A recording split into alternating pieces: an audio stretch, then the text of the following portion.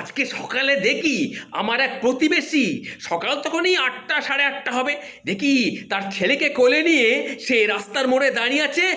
কিরে, কি হয়েছে? ছেলেকে কোলে নিয়ে রাস্তার মোড়ে দাঁড়িয়ে আছিস কেন?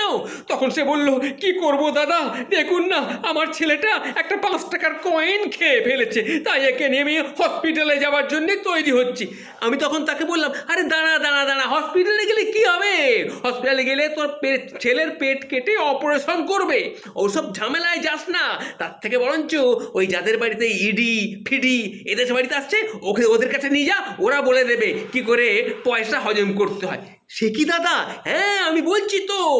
আরে বাবা, ও তো ইন্ডিয়ান বাচ্চা, আবার তারও পশ্চিমবঙ্গের বাচ্চা, কি করে পয়সা হজম করতে হয় সে ঠিক জানে। ওরা ঠিক বলে দেবে পয়সাটা কি করে হজম করতে হবে। আরে বাবা, লোকে 500 কোটি টাকা হজম করে ফেলছে, আর তোর ছেলে কিনা 5 টাকার একটা কয়েন হজম করতে পারবে না।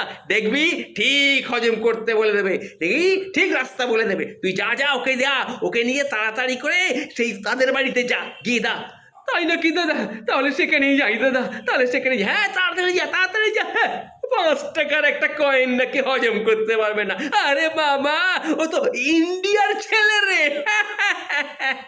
দেখবি ঠিক হজম করে তলা দিয়ে বের করে দেবে।